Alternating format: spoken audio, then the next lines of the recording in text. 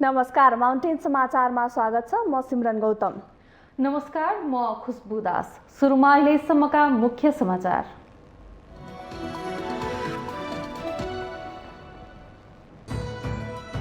मुलुक विदेशी अनुदान र ऋणको चङ्गुलमा फँसेको भन्दै चौतर्फी रूपमा चिन्ता। अनुदान सम्झौतामाथि निगरानी बढाउनु पर्ने माग। नेपालले आफै बलमा विकास गर्न सक्ने। माधव नेपालको पार्टीमा नगई एमालेमै फर्किन नेता कार्यकर्ताहरूलाई एमाले अध्यक्ष ओलीको आह्वान। एमालेमा नेता नेपालको आवश्यकता नभएको स्पष्टोक्ति। पार्टी सभापति देउबाको गृह जिल्ला डडेलधुरामा वडा तहको पुनः चुनाव हुनुपर्ने काङ्ग्रेस वरिष्ठ नेता पौडेलको पक्षको माग। डडेलधुरामा घटना 75 वर्षे काङ्ग्रेसको इतिहासमै नभएको टिप्पणी। सत्ता गठबन्धनबीच सरकार बनेको 2 महिनामै मतभेद सुरु।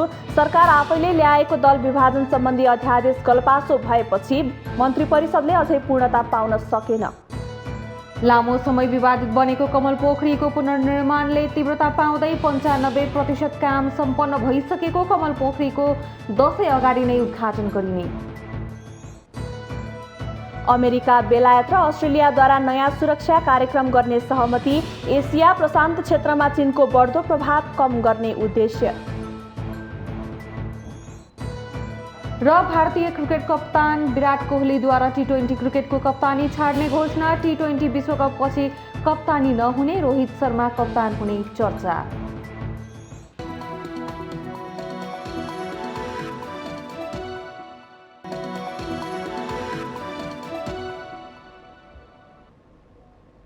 अब समाचार विस्तारमा। विश्वका आदि शिल्पकार भगवान विश्वकर्मा पूजा आज असोज 1 गते मनाइँदैछ। आज भगवान विश्वकर्माको जन्म भएको धार्मिक विश्वास छ। विश्वकर्मा पूजा कन्या संक्रान्तिको दिन मनाउने गरिन्छ। विश्वकर्मा पूजाको दिन उद्योग, कल कारखाना र हरेक किसिमका मेसिनहरूको पूजा आजा गरिन्छ। यो पूजा सबै कलाकार, शिल्पकार र औद्योगिक घराना, व्यापारी र मजदुरहरूले गर्छन्। यो दिन धेरैजसो कल कारखाना बन्द रहन्छ र मानिसहरूले हर्षोल्लासका साथ भगवान विश्वकर्माको पूजा गर्छन्। भगवान विश्वकर्माले नै देवताहरूका लागि अस्त्रहरू, भगवानहरू तथा मन्दिरहरूको निर्माण गरेका थिए। उनले सृष्टिको रचनामा भगवान ब्रह्मालाई सहयोग गरेका थिए। उनलाई विश्वकै पहिलो शिल्पकार समेत मानिन्छ। शिल्पकार, खास गरी इन्जिनियरिङ कामका सक्रिय व्यक्तिहरूले उनलाई आफ्ना आराध्य देव मान्दछन् र उनको विशेष पूजा गर्छन्। नेपालमा काठमाडौँ सहित तराईको प्राय सबै जिल्लाहरूमा विश्वकर्मा पूजा धुमधामका साथ मनाउने गरिन्छ।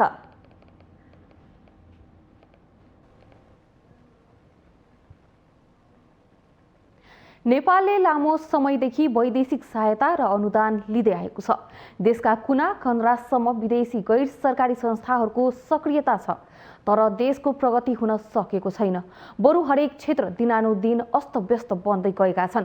दाता राष्ट्रहरूले अनेक बहानामा नेपालमाथि आफ्नो उद्देश्य लाद्ने प्रयास गरिरहेका छन्। त्यसैले होला पछिल्लो समय विदेशी अनुदानले नेपालको विकास सम्भव छैन। अब नेपाल आफै बलमा अघि बढ्नुपर्छ भन्ने माग जबरजस्त ढङ्गले उठेको छ। नेपालले विगतदेखि नै वैदेशिक ऋण र अनुदान स्वीकार गर्ने नीति अवलम्बन गरेको छ। प्रजातन्त्रको पुनर्स्थापनापछि देशले ऋण र अनुदान ठूलो मात्रामा लिएको छ। त्यसैको उपज हो परापूर्वकालदेखि स्वावलम्बी देश आज परनिर्भर अवस्थामा छ। जनतादेखि नेतासम्म विदेशी अनुदान र ऋणको भर पर्नुपर्ने अवस्था सिर्जना भएको छ। जनताहरू नेताको मुख ताक्छन्, नेता विदेशीको। देश र जनताको स्वाभिमान विदेशी अनुदानको पछि पछि दौडिरहेको छ। सरकार र मुख्य राजनीतिक दलका नेताहरू विदेशी अनुदान र ऋणकै भरमा देश विकासको खाका कोर्ने सपना देखिरहेका छन्। 40 को दशकपछि प्रजातन्त्रको पुनर्स्थापनासँगै एनजिओ र आइएनजिओहरू एकाएक नेपालका कुना काप्चासम्म आफ्नो संयन्त्र फैलाउन सफल भए। विदेशमा पढेर आएका शैक्षिक र आर्थिक विज्ञ सहित देशका हरेक क्षेत्रमा आफ्नो प्रभाव पार्न सफल भए। उनीहरूको प्रभावबाट नेपालका धनीमानी र उच्च ओहदाका कर्मचारीहरू पनि मुक्त रहन सकेनन्। उनीहरूले नै झोले एनजिओहरूको अगुवाई गरे। उनीहरूले नै जनताको सेवा भन्दा पनि सम्बन्धित देश र उनीहरूको उद्देश्य पूरा गर्ने गरी गाउँ गाउँसम्म वैदेशिक नीति अनुसरण गरे। परापूर्वकालदेखि स्वावलम्बी भएर बाँचेका नेपाली जनतालाई हुँदै नभएको गरिबी देखाउने काम भयो। मिलेर बसेका विभिन्न धर्मावलम्बीहरूलाई तिमीहरूमाथि विभेद भयो भनेर भड्काउने काम भयो। विभिन्न जात जातिका नागरिकहरू मिलेर बसेका थिए, तर तिनै एनजिओ आइएनजिओहरूले जातीयता भड्काउने काम गरे। कुना कन्दरासम्म पुगेर राज्यले नगरेको विभेद कोट्याउने काम गरेर झगडाको बिउ रोप्ने काम गरे। नेपाललाई सहयोग गर्ने बहानामा आन्तरिक द्वन्द्व गराए, एक अर्काप्रति वैमनस्यता पैदा गरे। नेपालको नेतृत्व असफल छ भनेर प्रमाणित गर्ने प्रयत्न गरे। समग्रमा नेपाल र नेपाली जनतालाई कमजोर प्रमाणित गर्दै आफ्नो चहल पहल बढाए। देश अस्थिरताको दलदलमा फस्दै गयो। विदेशीहरू आफ्नो उद्देश्य पूरा गर्न नेपालमा डलर खेती गर्दै गए। त्यसपछि श्रृङ्खलाबद्ध रूपमा देश एकपछि अर्को समस्याको भुमरीमा फस्दै गयो। देशका हरेक क्षेत्रमा अतिक्रमण सुरु भयो।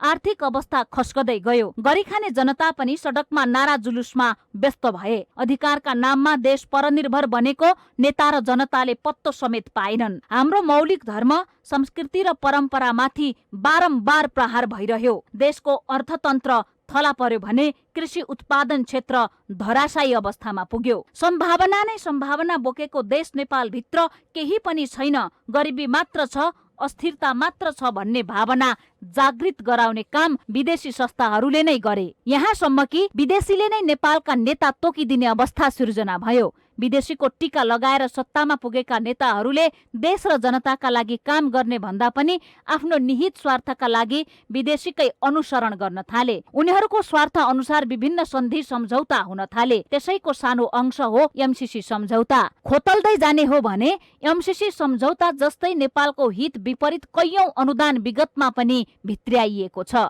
जसले गर्दा प्राकृतिक रूपमा भरिपूर्ण देश नेपाल संसारका गरिब देशको अग्र स्थानमा आउँछ।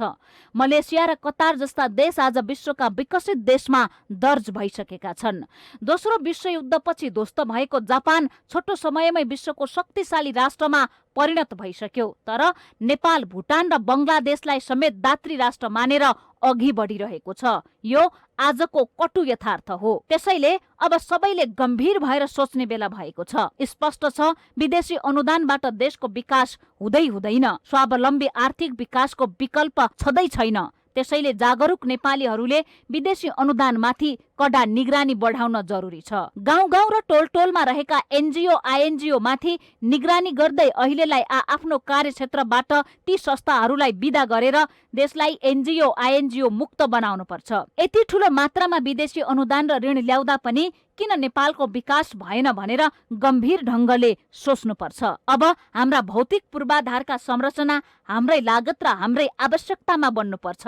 देशभित्रका सबै शक्ति एकत्रित भएर काम गर्नुपर्ने आजको टटकारो आवश्यकता छ। विश्वका जति पनि विकसित देश छन्, ती देशहरू आफ्नै बलमा विकसित भएको कुराबाट नेपालले सिक्न सक्नुपर्छ। यदि हामी अब पनि विदेशीकै भर पर्ने हो भने देश झन झन दुर्गतितर्फ उन्मुख हुनेछ। अनुदान दिनेहरूले हामी र हाम्रो भूमिलाई आफ्नो स्वार्थ अनुकूल प्रयोग गरिरहनेछन्। माउन्टेन टेलिभिजन एसडी राजनीतिक ब्युरो। नेकपा एमालेका अध्यक्ष केपी शर्मा ओलीले माधव नेपालको पार्टीमा नगई एमालेमै फर्किन नेता कार्यकर्ताहरूलाई आह्वान गर्नुभएको छ। बिहिबार काठमाडौँ जिल्ला कमिटीले आयोजना गरेको कार्यक्रममा बोल्दै अध्यक्ष ओलीले नेता माधव नेपालको पछि नलागी नेकपा एमालेमा नै रहनका लागि आह्वान गर्नुभएको हो। नेपालले व्यक्तिगत स्वार्थ र अहंकारका कारण पार्टी फुटाएको भन्दै उहाँले कार्यकर्ताको भविष्यसँग खेलवाड गरेको पनि बताउनुभयो। आफ्नो व्यक्तिगत स्वार्थका कारण अरूको जिन्दगीसँग खेल्नु डरलाग्दो भएको उल्लेख गर्दै उहाँले नेपालले घरमा आगो लगाएर खरानी खसेर हिँडेको टिप्पणी गर्नुभयो।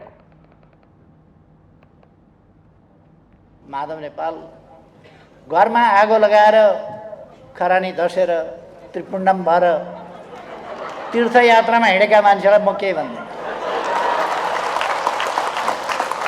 अन्त घरमा आगो लगाएर खरानी धसेर हिँडेका केही भन्दैन।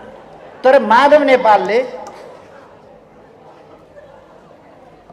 त्यो उहाँको व्यक्तिगत महत्त्वाकांक्षा, व्यक्तिगत स्वार्थ, व्यक्तिगत इगो, व्यक्तिगत अहंकार, ईर्ष्याभाव, कुण्ठा, त्यसबाट ग्रसित भएर अनेकका जिन्दगीसँग माधव नेपालले जुन खेलवाड गर्नुभयो, बहुतै डरलाग्दो।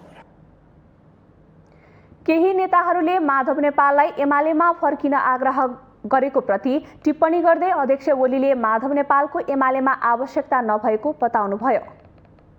स्वार्थका लागि दुनियाँका जिन्दगीसँग खेलवाड गर्ने, दुनियाँको कार्यकर्ताको राजनीतिक भविष्यसँग खेलवाड गर्ने, उहाँ त पार्टी प्रमुख भएर धेरै वर्ष चलाउनु, प्रधानमन्त्री भइसक्नुभयो, अब त जाने ठाउँ के छ मासतिर, कता जाने? उहाँलाई केही मतलब छैन। इगोका लागि उहाँले जे पनि गर्नुहुन्छ, तर अरूको त भविष्य छ नि। अरूका भविष्यसँग खेलवाड गर्ने, देशको भविष्यसँग खेलवाड गर्ने। तर म कार्यकर्ता साथीहरूलाई आग्रह गर्न चाहन्छु, भ्रममा नपर्नुहोस्, अहिले पनि भ्रममा नपर्नुहोस्। अध्यक्ष ओलीले नेकपा माओवादी केन्द्रका अध्यक्ष पुष्पकमल दाहाल उडेको प्लेन दृश्यबाट बिलाउँदै गए जस्तै गरी बिलाएर जाने टिप्पणी गर्नुभयो। उहाँले माओवादी केन्द्र र एमाले एकीकरण पछिको मूल पार्टी आफूहरूकै भएको भन्दै प्रचण्डले आफ्नो गुट मात्र लगेको बताउनुभयो।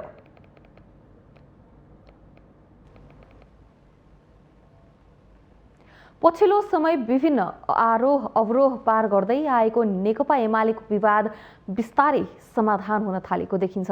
विशेष गरी जेठ 2 कार्यान्वयनमा देखिएको शङ्का उपशङ्काहरूमा पूर्व माओवादी तथा पूर्व माधव नेपाल पक्षीय नेताहरू बिस्तारै अनुकूल हुन थालेका छन्। लामो समयको सङ्घर्ष र रस्साकसीपछि नेकपा एमालेमा बिस्तारै जेठ 2 कार्यान्वयनतर्फ उन्मुख भएको सङ्केत देखिएको छ। पार्टीको आधिकारिक कार्यक्रमहरूमा एमालेका पुराना तथा नवप्रवेशी नेताहरूमा जिम्मेवारी र अभिव्यक्तिमा तालमेल देखिन थालेको छ। बिहिबार काठमाडौँ जिल्ला कमिटीद्वारा आयोजित कार्यक्रममा माधव नेपाल छाडेर एमालेमै रहेका तथा माओवादी केन्द्रबाट नेकपा एमालेमा आएका नेताहरूले जेठ 2 कार्यान्वयन गर्दै नयाँ ढङ्गले पार्टी अगाडि बढाउनु पर्नेमा जोड दिएका छन्। नेतृत्व तहको कमरेडलाई मेरो अनुरोध छ, अपिल छ, 12 जुन जारी भएको अन्तर्पार्टी निर्देशनको अक्षरशः पालना गरौँ, अक्षरशः पालना गरौँ। त्यसमा कुनै जाल जेल र षड्यन्त्र आवश्यक छैन। 75 जेठ 2 मा जे भन्या छ, जो आउँछ उसैलाई नेतृत्व मानेर अगाडि बढौँ। के फाइदा छ हामीलाई विभाजन गरेर? फाइदा भएर। अर्कोतर्फ नेकपा माओवादी केन्द्र छाडेर एमालेमै रहेका स्थायी कमिटी सदस्य रामबहादुर थापा बादलले पनि स्थापना र कम्युनिस्ट आन्दोलनमा एमालेको भूमिकाका बारेमा खुलस्त पार्न भ्याउनुभयो। एमाले सुदृढ पार्नुपर्ने अभिव्यक्ति दिनुभएको बादलले भने हालको नेकपा एमाले संस्थापन कालको एमाले र जेठ 2 भन्दा पछिको अवस्थामा रहेको पार्टीको समष्टिगत रूप रहेको भन्दै जेठ 2 को बचाउ गर्नुभयो। भर्खरै सम्पन्न हाम्रो केन्द्रीय समितिको निष्कर्ष के हो भने नेकपा एमाले 2006 सालमा स्थापित नेकपा र 2075 जेठ 3 गते एकीकृत भएको त्यसको निरन्तरता हो, त्यसको विकसित, त्यसको परिमार्जित स्वरूप हो भन्ने निष्कर्ष निकालेको छ। वास्तवगत रूपमा त्यो कुरा सही छ।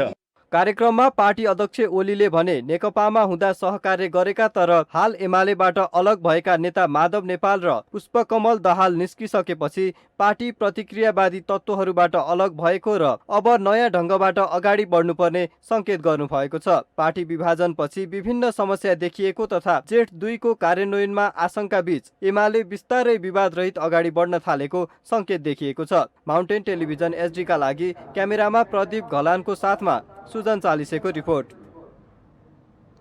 नेपाली कांग्रेसका वरिष्ठ नेता रामचन्द्र पौडेल पक्षले डडेलधुराको वडा तहमा पुनः निर्वाचन गराउन माग गरेको छ। बिहिबार पार्टी कार्यालय सानेपामा पुगेको पौडेल पक्षले निर्वाचन समितिलाई भेटेर पार्टी सभापति तथा प्रधानमन्त्री शेरबहादुर देउवाको गृह जिल्ला डडेलधुराको वडा तहमा पुनः निर्वाचन गर्नुपर्ने माग राखेको हो। निर्वाचन समितिसँग छलफलपछि पत्रकारसँग संक्षिप्त प्रतिक्रिया दिँदै वरिष्ठ नेता पौडेलले डडेलधुरादेखि देशका विभिन्न ठाउँमा समस्या आइरहेकोले त्यसको समाधान न्यायोचित ढङ्गले हुनुपर्ने बताउनुभयो। सभापतिलाई अघिल्लोचोटि निर्णय भयो नि, मैले नै गरौँ ल मिटिङ बोलाउँ, ल गरौँ निर्णय दिउँ, त्यहाँ चाहिँ मिस भयो होइन भनेपछि मिटिङ गऱ्यो। अहिले पनि मैले भने तुरन्त मिटिङ बोला र निर्णय गरौँ। 8वटा क्लस्टर छ, 8वटा क्लस्टरका मान्छेहरू कसको कहाँ कहाँ कस्तो प्रतिनिधित्व हुने भयो, कस्तो प्रतिनिधित्व हुने भएन, कहाँनिर चाहिँ ल्याप्सेस छ, त्यो कुरा चाहिँ समीक्षा गरौँ र निर्णय गरेर पठाइदिउँ। अब यो दङ्गा फसाद गराउने कुरा छैन। तर नेपाली काङ्ग्रेसका महामन्त्री डाक्टर शशाङ्क कोइरालाले भने हजारौं संख्यामा सुरक्षाकर्मी परिचालन गरेर डेमोक्रेसी विपरीत चुनाव गराइएको भन्दै पुनः चुनाव हुने सम्भावना भने आफूले नदेखेको बताउनुभयो। ठिक भएन भनेर भन्नुभयो। फेरि चुनाव गराउने कुरा के भइरहेछ? अब फेरि चुनाव हुन सक्ने सम्भावना म देख्दिनँ। यो कुरा निर्वाचन समितिलाई पनि भन्नुभयो होइन, त्यो कुरा उठेन। छैन। त्यस्तै नेपाली काङ्ग्रेसका अर्का नेता डाक्टर शेखर कोइरालाले डडेलधुरामा भएको घटना 75 वर्षे नेपाली काङ्ग्रेसको इतिहासमै नभएको बताउनुभयो। नेपाली काङ्ग्रेस 75 वर्षको नेपाली काङ्ग्रेसको इतिहासमा कहिले पनि भएको थिएन। दुर्भाग्य हो सभापतिजीको जिल्ला, प्रधानमन्त्रीजीको जिल्लामा त्यसरी अधिवेशन गराउनु जसमा जिल्ला सभापति र 2/3 जिल्लाका सदस्यहरूले भाग नलिने अधिवेशन कस्तो अधिवेशन हुन्छ भनेर हामीले कुरा गर्छौँ। पौडेल समूह क्रियाशील सदस्यको विवाद सम्बन्धी समस्या समाधान नगरी देउबाले डडेलधुरामा ओडा अधिवेशन गराएको भन्दै आपत्ति जनाउँदै आएको छ।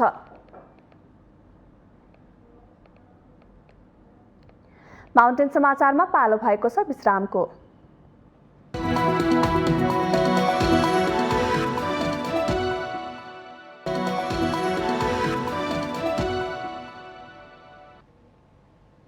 विश्रामपछि स्वागत छ। अब बाँकी समाचार। आजबाट विभिन्न महत्त्वपूर्ण अध्यादेशहरू निष्क्रिय भएका छन्। तत्कालीन ओली सरकारले ल्याएर वर्तमान सरकारले गत साउन 3 गते संसदमा टेबल गराएका महत्त्वपूर्ण अध्यादेशहरू निष्क्रिय भएका हुन्।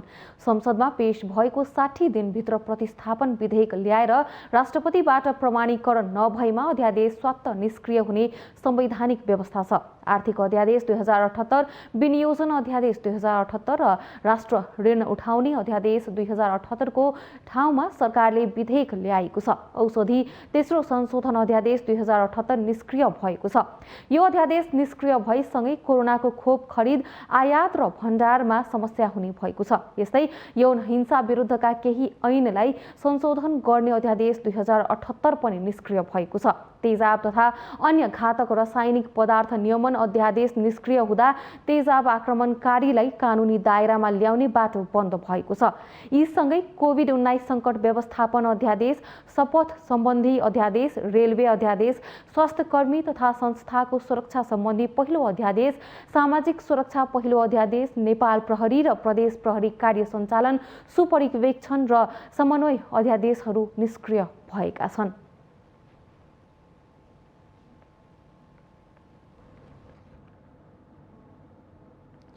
निकै विवाद र आलोचनासँगै केही शङ्का र उपशङ्का बीच नेपाली काङ्ग्रेसले 14औं महाधिवेशनको प्रक्रिया सुरु गरिसकेको छ। नेपालको सबैभन्दा पुरानो र लोकतान्त्रिक पार्टी नेपाली काङ्ग्रेसले आसन्न 14औं महाधिवेशनसम्मको यात्रामा निकै उतार चढाव भोगिसकेको छ। स्थापना कालदेखि चौथो महाधिवेशनसम्म निर्विरोध रूपमा नेतृत्व चयन गर्दै आएको नेपाली काङ्ग्रेसभित्र 5औं अधिवेशनमा पहिलो पटक सभापतिका लागि चुनाव भएको हो।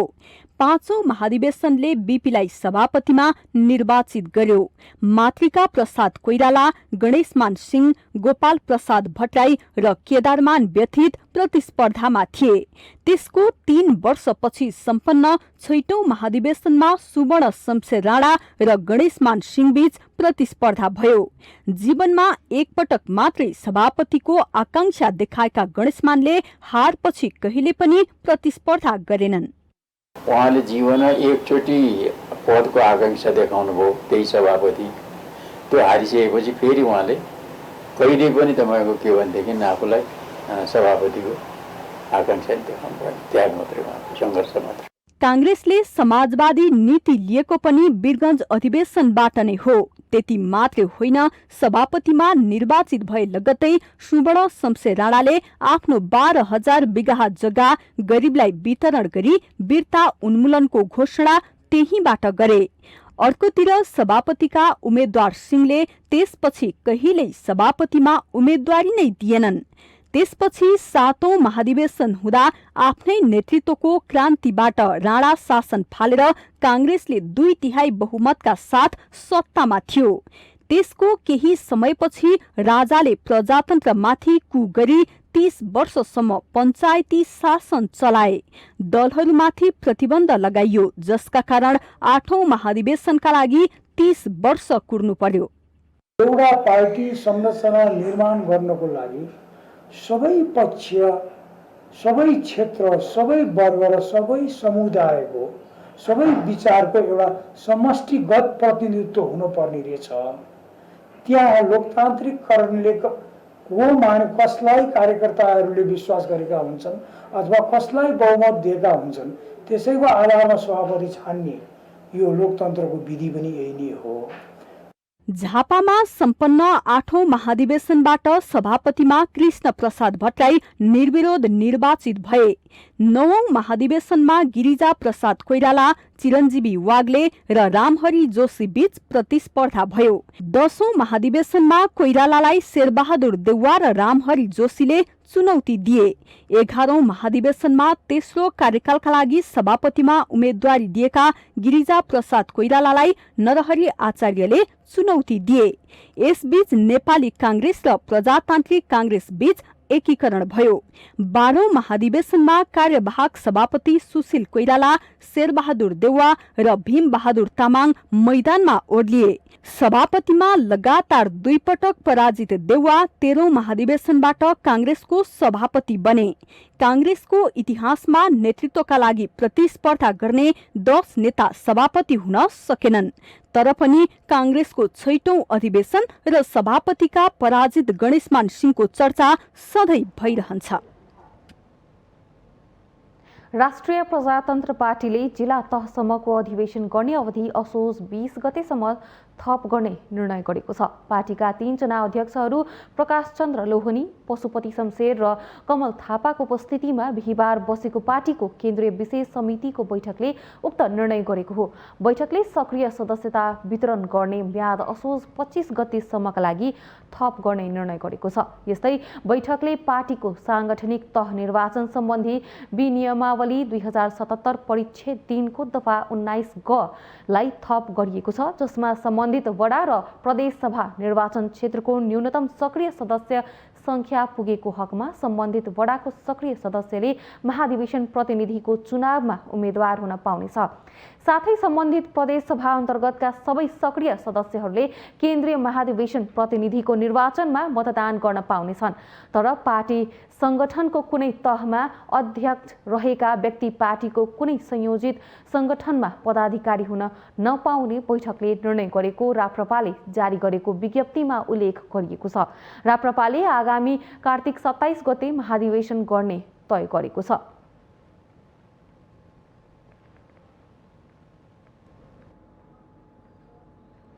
नेपाली कांग्रेस, माओवादी केन्द्र, एमालेबाट फुटेको नेकपा एकीकृत समाजवादी, जनता समाजवादी पार्टी र राष्ट्रिय जनमोर्चा आबद्ध सत्ता गठबन्धनको मुख्य लक्ष्य सहकार्य र संसदलाई पुरै कार्यकाल चलाउने हो। तर तत्कालीन प्रधानमन्त्री तथा एमाले अध्यक्ष केपी शर्मा ओलीलाई सत्ताच्युत गर्न फरक विचार र पृष्ठभूमि सत्ता गठबन्धन बीच सरकार बनेको 2 महिनामै मतभेद सुरु भएको छ। सरकार आफैले ल्याएको अध्यादेश फिर्ता नहुँदा सत्ता गठबन्धन भित्रै दल विभाजनसम्मको भय नेताहरूमा देखिन्छ। शेरबहादुर देउवा नेतृत्वको सरकारले संसद छलेर ल्याएको राजनीतिक दल सम्बन्धी अध्यादेश यति बेला सत्ता गठबन्धनकै दलहरूलाई गलपासो बन्दै गएको छ। प्रधानमन्त्रीमा शेरबहादुर देउवाका पक्षमा बहुमत पुर्याउन ल्याएको अध्यादेशले अहिले गठबन्धनका दलहरूभित्रै खटपट सुरु भएको छ। त्यति मात्र होइन, अध्यादेश फिर्ता लिन गठबन्धन भित्रैबाट देउवामाथि चर्को दबाव छ। यसबाट मन्त्री परिषद विस्तार र उच्च स्तरीय संयन्त्र गठन लगायत महत्त्वपूर्ण कामहरू अघि बढ्न सकेका छैनन्। संसदीय दल वा केन्द्रीय समितिका 20% सदस्यले अलग्गै दल दर्ता गर्न पाउने अध्यादेशको प्रावधानले सत्ता गठबन्धनका दलहरू त्रसित छन्। जति गठबन्धनका घटकहरू हुनुहुन्छ नि, प्रचण्डजी, माधवजी, उपेन्द्र यादवजी जो सपोर्ट गरिरहनु भएको छ उहाँहरूको कारण के भनेदेखि तपाईँको उहाँहरूको पार्टी हामीले पनि नेपाली कांग्रेसले पनि प्रचण्डजीको त एउटा पार्टी भयो, अदालतले नै पार्टी बनाइदियो। त माधवजी जसरी तपाईँको हामीलाई सपोर्ट गर्नुभयो, माधवजीको अवस्था हेर्नुहोस्, उहाँले त पोलिटिकल रिस्क लिनुभएको हो नि त।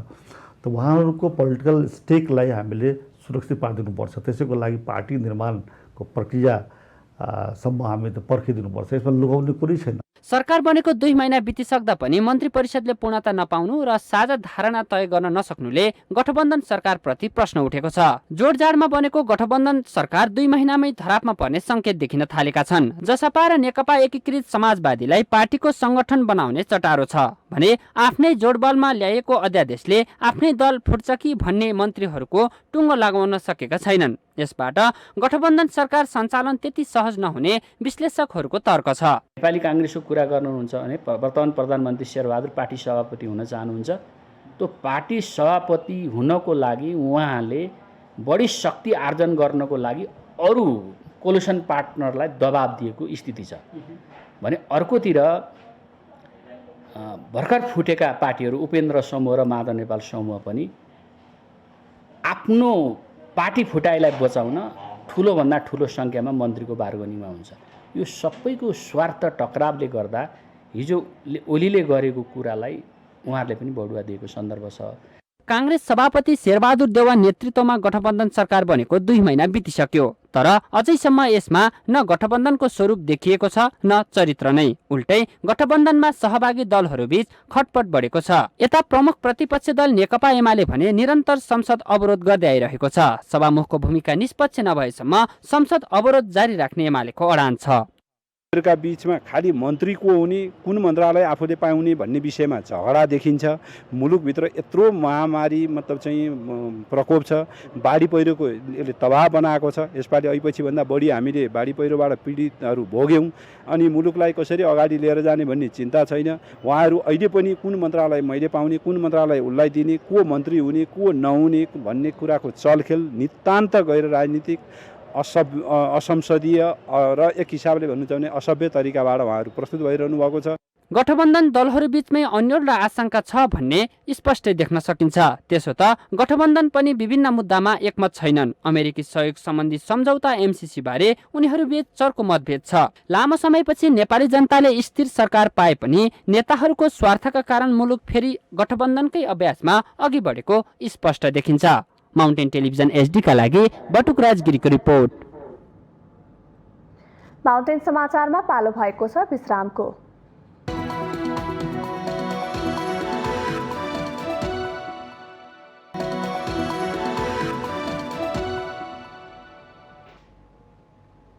विश्रामपछि स्वागत छ। अब बाँकी समाचार। लामो समय विवादित बनेको कमल पोखरीको पुनर्निर्माणले पछिल्लो समयमा भने तीव्रता पाएको छ। विगत 4 वर्ष अगाडिदेखि थालिएको कमल पोखरीको पुनर्निर्माणको काम अन्तिम चरणमा पुगेसँगै यसको सौन्दर्यताले मनमोहक बनाउनका साथै पुनर्जीवन पाएको छ। काठमाडौँ महानगरपालिका र सम्पदा प्रेमी बीचको विवादका कारण विगत 4 वर्षदेखि अलपत्र कमल पोखरी पुनर्निर्माणको कामले यति बेला तीव्रता पाएको छ। निर्माण कार्यको 95% काम सम्पन्न भइसकेको कमल पोखरी फेरि चिटिक्कै देखिँदै आगन्तुकको मन खिच्न थालेको छ। कमल पोखरी निर्माणको अन्तिम चरणमा पुगेको र उपत्यका खानेपानी लिमिटेडको सहयोगमा करिब 2.5 करोड लिटर पानी भरिसकेको काठमाडौँ महानगरपालिकाले जनाएको छ। त्यस्तै पोखरीको छेउछाउ बोट बिरुवा रोपिएको छ भने रेलिङ राखिने काम भइरहेको छ।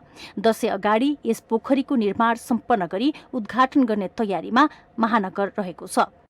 कमल पोखरी हाम्रो करिब अन्तिमतिर आइसकेको छ। अब त्यहाँको काम भनेको हाम्रो चाहिँ त्यो कर्नर छ नि पोखरीको 4वटा कर्नरमा त्यो फ्ल्याग ओछ्याउन बाँकी छ हैन। त्यो अब कामहरू हुँदैछ फ्ल्याग र अनि चाहिँ त्यो गेटहरू त्यही गेटहरू बाहिर गेटहरू अब फिटिङ गर्न बाँकी छ। अब त्यो फिटिङको कामहरू अगाडि बढिरहेछ। भनौँ भने अब चाहिँ अन्तिममा 99% चाहिँ काम सम्पन्न भइसकेको छ। हाम्रो चाहिँ अब यसको यो दशैं अगाडि नै सम्भवतः दशैं अगाडि नै उद्घाटन गर्ने हाम्रो लक्ष्य लिएको छ। केही समय अघिसम्म सम्पदा प्रेमीहरूले पोखरीको पुनर्निर्माण आधुनिक शैलीमा गर्न लागि भन्दै विरोध गर्दै आएका थिए। पोखरी पुनर्निर्माणमा सम्पदा प्रेमी र महानगर बीच विवाद देखिँदै आएकाले यस पोखरीको पुनर्निर्माणमा ढिलाइ हुँदै आएको थियो। पछि सम्पदा प्रेमीको माग अनुसार पोखरी मौलिक शैलीमा अघि बढाइएको महानगरको भनाइ छ। तर सम्पदा प्रेमीहरूले भने महानगरले आफूहरूको आवाजलाई मेचेरे अघि बढेको बताएका छन्। रानी पोखरीको कुरा गर्दा अब हरेक पोखरीहरू चाहिँ अब सुन्दर बन्छ होइन, महानगरपालिका संस्कृतिको कुरामा संवेदनशील हुन्छ भन्ने कुरा चाहिँ हामीलाई लागेको थियो। तर हामीले त्यति धेरै आवाजहरू उठाउँदै पनि कहिले पनि काठमाडौँ महानगरपालिकाले हामीसँग रेस्पोन्सै गरेन। त्यत्रो कुरा उठ्दै पनि त्यो कुरालाई बेवास्ता गरेर जसरी चाहिँ यो पुनर्निर्माण सम्पन्न गर्दैछ त्यो चाहिँ गलत नजिर चाहिँ स्थापित हुन लाग्यो भन्ने कुरा हो। त्यही भएर मैले भने अहिले कृत्रिम रूपमा देख्दाखेरि सुन्दर होइन देखिनु भन्दा पनि त्यसको मौलिकपनलाई जीवन्त राखेर जाने हो भने त्यसको चाहिँ महत्त्व चाहिँ पछिसम्मको लागि चाहिँ एउटा स्थापित हुन्थ्यो। साबिकमा 40 रोपनीमा रहेको कमल पोखरी अतिक्रमणको चपेटामा परि हाल भने करिब 23 रोपनी 14 आना क्षेत्रफलमा मात्र सीमित रहेको छ। संरक्षणको अभावमा जीर्ण बनेको यो पोखरी 2072 सालमा गएको महाविनाशकारी भूकम्पबाट पूर्ण रूपमा क्षतिग्रस्त बनेको थियो। करिब 6 करोड लगानीमा यो पोखरी अहिले पुनर्निर्माणको अवस्थामा छ। 4 वर्ष क्षतिग्रस्त रूपमा रहेको कमल पोखरीको पुनर्निर्माण 2076 असारमा सुरु भएको थियो। माउन्टेन टेलिभिजन एसडीका लागि क्यामेरामा अमर राउतका साथमा अप्सरा गौतम, काठमाडौँ। नेपालमा कोरोना संक्रमणबाट ज्यान गुमाउनेको संख्या 11,000 नाघेको छ। गएको 24 घण्टामा 11 जना संक्रमितको ज्यान गएसँगै कोरोनाबाट ज्यान गुमाउनेको संख्या 11,002 पुगेको स्वास्थ्य तथा जनसङ्ख्या मन्त्रालयले जनाएको छ। त्यस्तै 24 घण्टामा 1,511 जनामा कोरोना संक्रमण पुष्टि भएको छ। पीसीआर र एन्टिजेन गरी 15,179 जनाको नमुना परीक्षण गर्दा 1,511 जनामा संक्रमण पुष्टि भएको मन्त्रालयले जनाएको छ। गएको 24 घण्टामा परीक्षण गरिएका नमुना मध्ये 9.95% संक्रमण देखिएको छ। यो सहित नेपालमा कोरोना संक्रमण पुष्टि हुनेको संख्या 8,70,176 पुगेको छ। यही अवधिमा 1,689 जना संक्रमण मुक्त भएसँगै कोरोनाबाट निको हुनेको संख्या 7,45,215 पुगेको छ। अहिले नेपालमा 25,772 जना सक्रिय संक्रमित रहेकामा 407 जनाको आइसियु र 128 जनाको भेन्टिलेटरमा उपचार भइरहेको मन्त्रालयले जनाएको छ।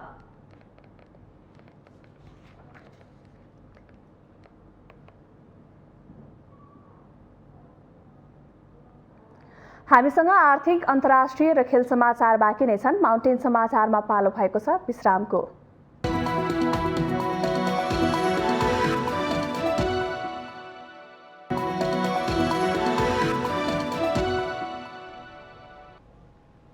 विश्रामपछि स्वागत छ। अब पालो आर्थिक समाचारको। आर्थिक समाचारको साथमा मेरो देश मेरो जगदम्बा सिमेन्ट, गुणस्तरको नयाँ स्तर रिद्धि सिद्धि सिमेन्ट, 53 ग्रेड र 43 ग्रेडको सर्वोत्तम सिमेन्ट अपग्रेडेड स्पेनका साथ।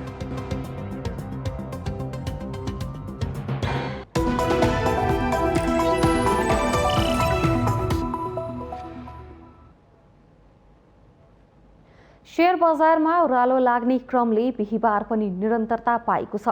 साता कारोबारको अन्तिम दिन बिहिबार शेयर बजारको परिसूचक नेप्से 76 अङ्कले घटेको छ। नेप्से परिसूचक 76.65 अङ्कले खस्किएको छ।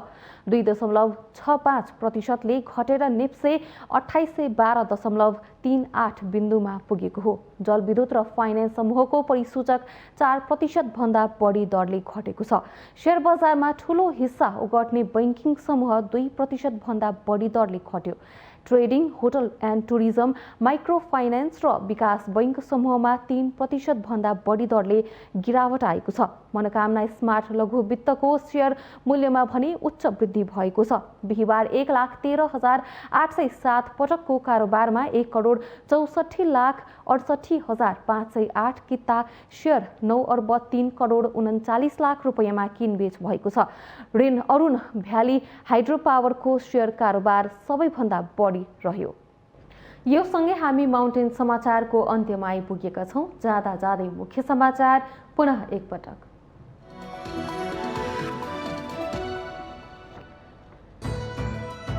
मुलुक विदेशी अनुदान र ऋणको चङ्गुलमा फसेको भन्दै चौतर्फी रूपमा चिन्ता अनुदान सम्झौतामाथि निगरानी बढाउनु पर्ने माग, नेपालले आफ्नै बलमा विकास गर्न सक्ने। माधव नेपालको पार्टीमा नगई एमालेमै फर्किन नेता कार्यकर्ताहरूलाई एमाले अध्यक्ष ओलीको आह्वान, एमालेमा नेता नेपालको आवश्यकता नभएको स्पष्टोक्ति। पार्टी सभापति देउवाको गृह जिल्ला डडेलधुरामा वडा तहको पुनः चुनाव हुनुपर्ने काङ्ग्रेस वरिष्ठ नेता पौडेल पक्षको माग, डडेलधुरामा घटना 75 वर्ष काङ्ग्रेसको इतिहासमै नभएको टिप्पणी।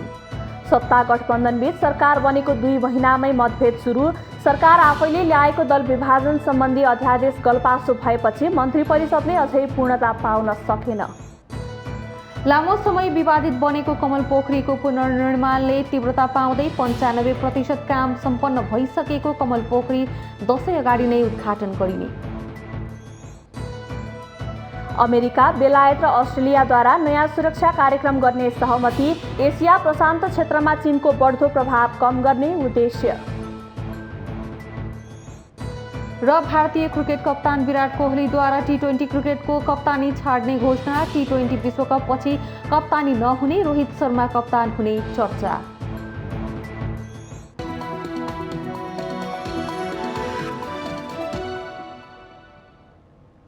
माउन्टेन समाचार अहिलेलाई सकियो। सत्य, तथ्य र निष्पक्ष समाचारका लागि माउन्टेन टेलिभिजन HD हेर्दै रहनुहोला। नमस्कार।